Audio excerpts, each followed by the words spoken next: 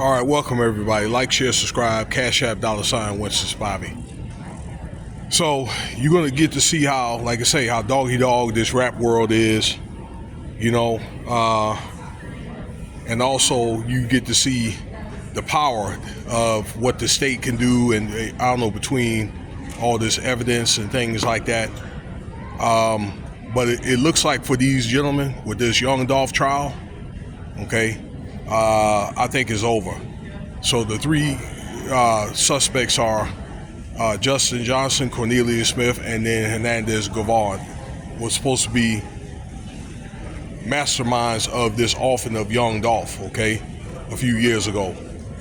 So Big Jook has also been named. So this is a day two where it's a thing where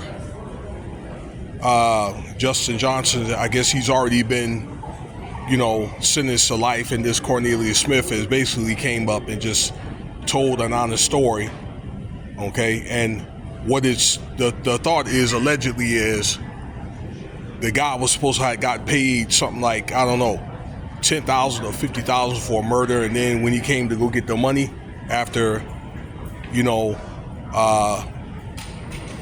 we're helping to unalive, I'll say, young Dolph, then he only ended up getting the $800. And I just think because of that, then this guy probably ended up being an informant, okay? He got paid, and he's all like this, was telling the courts, look, when he's being tried, that he was just wanted to, get pills or whatever he wanted to get. But this girlfriend, I guess, of his had testified today, coming in looking like halfway like a bum,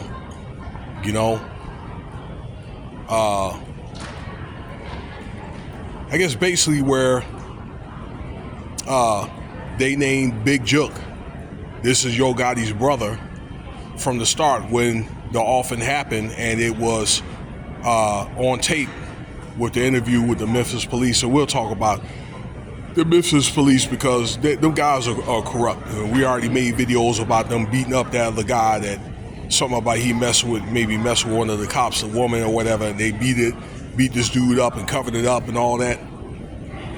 Okay, of basically tampering with evidence and all that. Okay, on this with this unaliving here. All right, and she didn't know who Mr. Gavon was, but she knew of him, okay?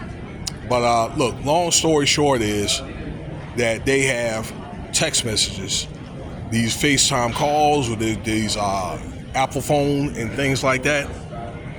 I don't know, they also have video footage. These guys, how dumb can they be or whatever, where they had the car at the offense scene, right? Then the car was over there. They parked the car over there in front of the guy's house, one of the suspects' house. How dumb is that? To be like a mastermind, okay? And I guess they have a receipt. The state found this of AutoZone when they bought the cover and put the cover on the car. You know what I'm saying? So that puts the car not only at the unaliving scene, but at his house for both of these guys, okay? So the jury's gonna probably feel as though Cornelius Smith's testimony is going to corroborate with the other guy, said Justin Jefferson, okay? But the state also came along. Oh, yeah.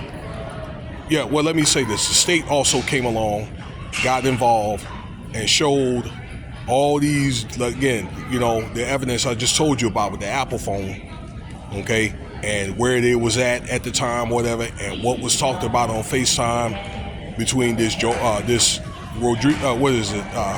Gavon and those other two guys I just told you about, Mr. Smith and then Mr. Jefferson, about those two gentlemen. So that's going to corroborate, all this evidence or whatever, that what it says is this Gavon guy was given $100,000, okay, to orchestrate this thing with these two guys that they really didn't know, and the guys, they went on and carried out that mission, and then it turned out one of the guys didn't even get paid, and one of them, like I said, I believe that they flipped. I believe that those guys, those girlfriends, that they flipped as well, okay? And one, I told you though, one even reported it, okay? They reported, what did they report? All right, that they were accomplice to their boyfriends or whatever, and they still didn't prosecute those girls. So that probably said that they had probably had flipped, you know, to be under protection or whatever, or on immunity. Okay.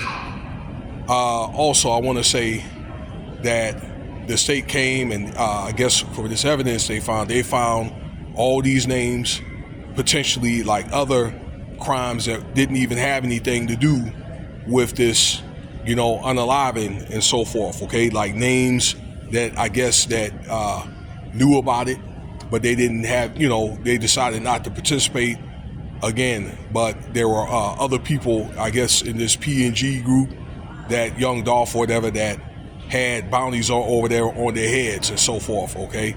Including some guy, some Wu guy. I know is one of the names, I guess the second part of the name was Wu, that they had tried to unalive, okay? One of these two other guys, Mr. Smith and Mr. Justin, but they were unsuccessful at it though, okay?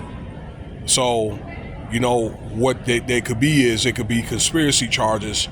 That's if anybody were to be involved, or, you know, that kind of thing, all right? Or if any other, you know, crimes were committed, if they decide they want to do it.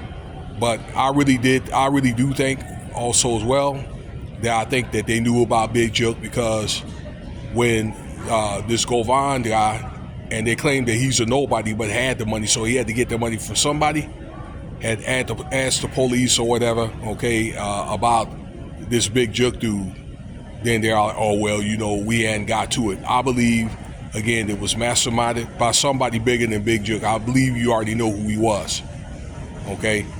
And I believe that between Big Jook and his brother, I'm not going to say that the police was in their pockets or whatever to cover those guys, but I think Big Jook ended up meeting his maker anyway, okay? Either something to do with this crime here, or maybe something else that he was doing, okay? And then on top of that, he wasn't paying his people right. You know, these things turn around and come back on you. But you really get to see how these people that you think they're your boys and you think they're really not your friends, but you got to be careful about how you treat others or whatever, okay? Because the streets is watching, you got all this evidence and so forth, okay? People will flip on you if you're not doing them right. Between all that, all this turns out to be really, really, really a mess. And then again, they start telling each other just to get the heat off them, okay? I really do think Mr. Smith has a good chance of probably getting parole, okay? So while the other one guy's getting locked up for the rest of his life, and one guy is, you know, end up offed, okay? Again, you get to see how dog things are, even the girlfriends that it flipped. So while these guys are serving time, hey, these women done moved on, you know? So I think that it's not going to be long before they end up getting a conviction, and in the end of the day, all three of those guys are going to get caught up. But really, it really affected the whole Memphis community, you know, and the families, you know what I'm saying, of these people that's been affected, okay, over money, greed, and, you know, arrogance. So let me know what you think, y'all. All right, I'm out.